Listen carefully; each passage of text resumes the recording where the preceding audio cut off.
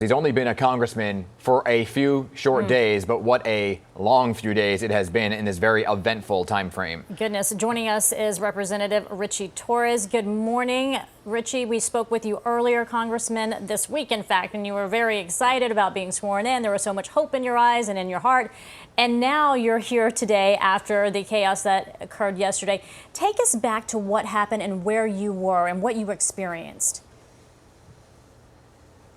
So the Electoral College vote count began at 1 o'clock, and members are prohibited from entering the floor simultaneously for reasons relating to social distancing and COVID-19. So I was in my office, and the United States Capitol Police stormed into my office, rushing my staff and me out of the Cannon building because there were reports of a suspicious package. Then in the hours since then, protesters had breached the Capitol steps, had stormed into the Capitol, into the House, into the Senate chamber, and the Speaker's office. And I was ultimately rushed into an undisclosed location with other members. Well, first off, I'm glad that you and your team are safe. I checked in on you yesterday on social media. You replied. Thank you for replying, saying that you were safe. But with the events that were unfolding, did you see this coming? Did you see the protesters moving towards the building? Take us through the morning. I saw protesters, and let's be clear, this was not a protest. Yes, this was a violent mob storming into the United States Capitol in the hopes of derailing a presidential vote count, which should be a ceremonial event that should last no more than 30 minutes. And it became a 14-hour assault on our democracy and on the U.S. Capitol. And I blame my colleagues on the Republican side of the aisle. You know, never in the history of our country has there been a concerted effort by a president and by a political party to incite a violent mob to storm into the Capitol and derail a presidential vote count. This is dangerously uncharted territory. Oh, absolutely. And just looking at these, this video of what occurred yesterday, a lot of people still feeling it's very surreal. Now, one of your colleagues, Congresswoman Cori Bush, has already drafted legislation for the expulsion of members of Congress who incited this insurrection as well. Do you support that? Look, if there's an investigation finding that particular members did in fact incite violence, then those members should be held accountable. You know, the behavior of Donald Trump and his enablers in Congress have been unbecoming. And my message to my Republican colleagues is this is not a game. You're playing with fire, and you have to stop pouring gasoline on the fire because the situation has become combustible, as we saw yesterday.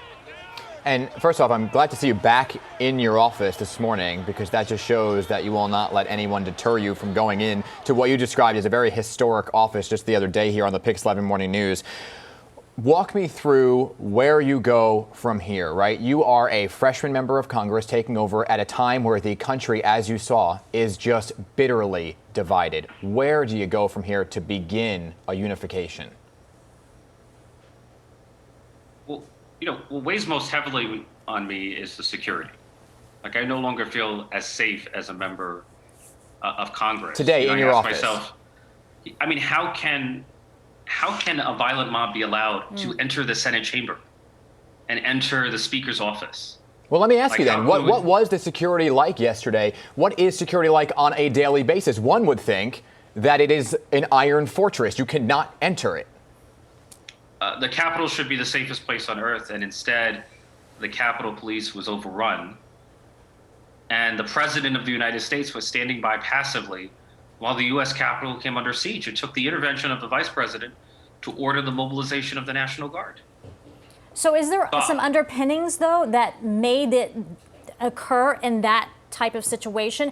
Is there something more that we need to be looking into? Is this systemic? Is this institutionalized? I think the Congress needs to conduct an investigation into the security failures surrounding the siege of the Capitol because the Capitol Police were woefully unprepared for the intensity of a protest that descended into a violent mob. That's a profound statement you made, where you don't feel safe in your own office. So what would make you feel safe moving forward?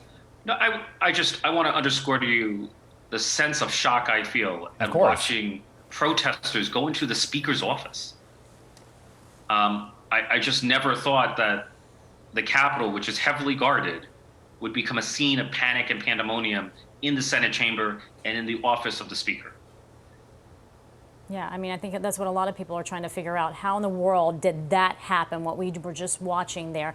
And it does make a lot of folks feel unsafe, even from afar, watching it. So, Congressman Torres, we are simply out of time. We could ask you many more questions, but we are glad that you are safe this morning and you are back to work doing your important job. So thank you for spending some time with us.